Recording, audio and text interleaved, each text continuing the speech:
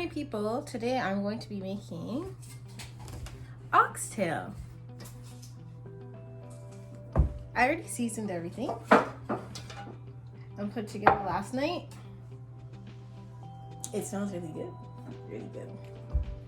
But I'm just gonna give you guys a gist of basically what I put in it. I put salt, some thyme, black pepper, garlic seasoning.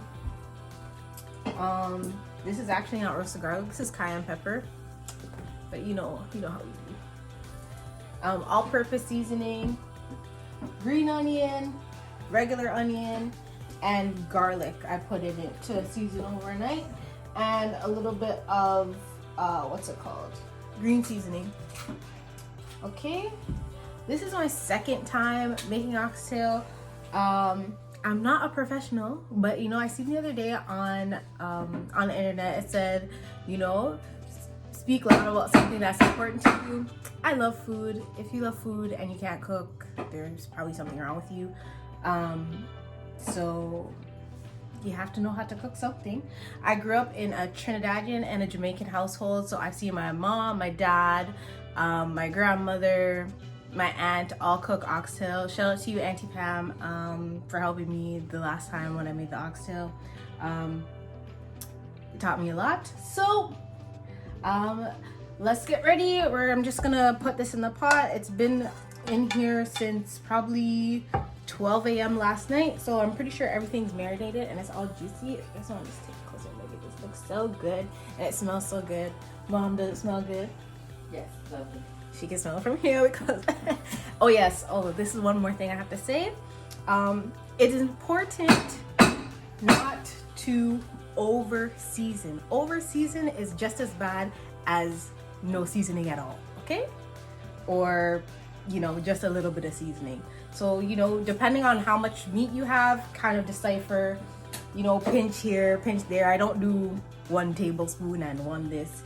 Depending on basically the meat. Yeah, the average meat that I have to put in what looks like enough.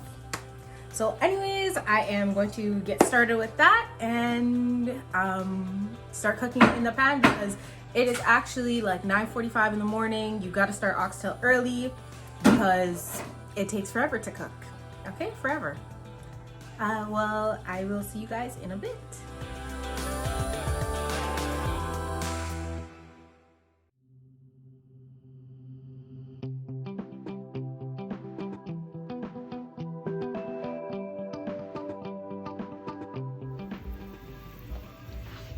Letting it cook down.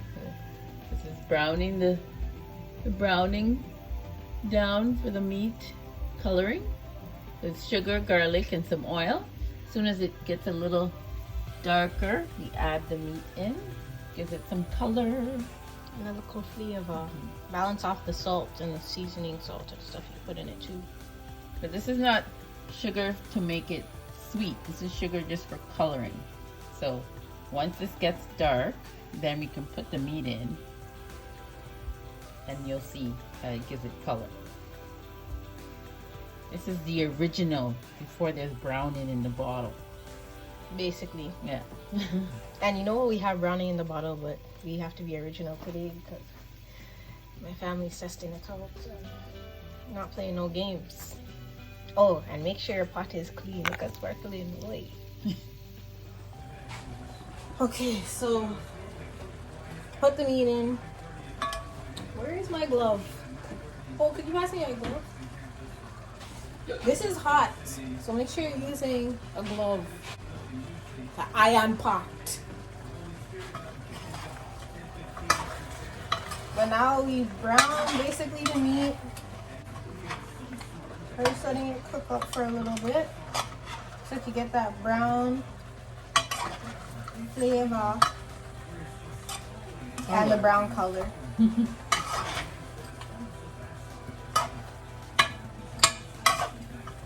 So that's the original way, as my mom said, to do the browning. Trini style anyway. Yeah, Trini style anyway, because we do have the browning that you can just pour in to make it brown, but you have to do the original. But as I said before, I live in a dual household, so anything can go on. It's a fusion. King is looking real scrumptious. You catch the round and you see. My stove is on high. Well, it was on low before, but now it's on high. And then I'm gonna pour that boiling hot water in it for it to let it be simmering. My mom's listening to church. It is Sunday. It's a Sunday dinner.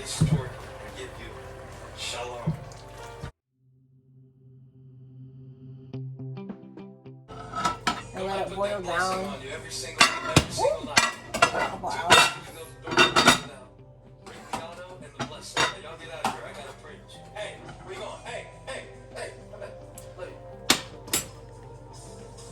And now we bake.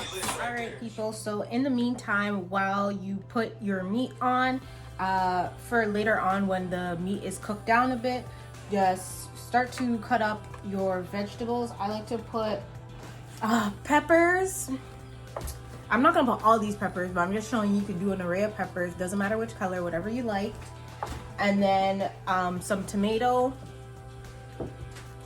more onion, more green onion, and more garlic, because when you are cooking, obviously when you're cooking for a long time, the ingredients obviously are going to diminish. So to refresh it and make those flavors really pop, put these in after it's done simmering down and you'll be good to go.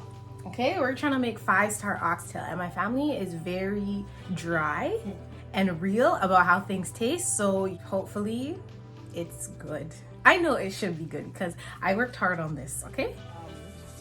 When it's time to go in, when everything's boiled down, there's fresh, nice vegetables to boil down with and to cook down with and to make it have a better flavor. And vegetables are just good. Like, it just makes you want to eat. Like, it just looks good. My elbow started hurting all the time, and Chuck said, fresh. Sometimes when you're cooking, you gotta take a break and eat. The reason why I'm probably doing so many cooking things today is because Sunday dinner is always big. Always do a big Sundays, you know, have a big meal, sit down with the family. If you know me, if you're my friend, if you've ever stopped by on Sunday, you know it goes down. You know you be eating good. You know you leave here stuffed. That's just how it is. That's just what I know. It's good. Good stuff. Teach you about life. About family. Mom, what else does it teach you? About expressing yourself. About expressing yourself. Not like that Black AF show. I don't know what is it happening there. In a civil manner. I've never seen that in my born life. Like, too much. Yeah, that's not how we operate here in Canada. Well, at my house anyway.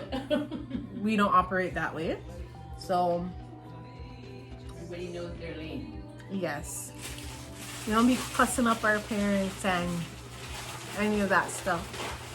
Respect your elders. Like, you still gotta respect how you're talking to people. It's just what it is. Can't be just cussing up bad words and going on like some sort of crazy. You will get boxed. You will get licks. It's inevitable. So it's been boiling down now.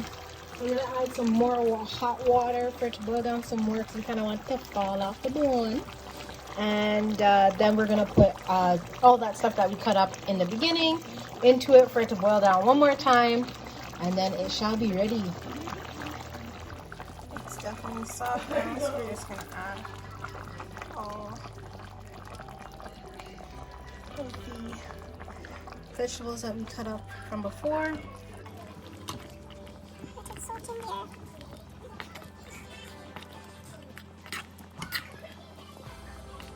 Add your scotch bonnet and your beans. These are already cooked, so you know you just want it to soak up a little bit. And it's starting to look ready, so I'm ready to try. Yummy.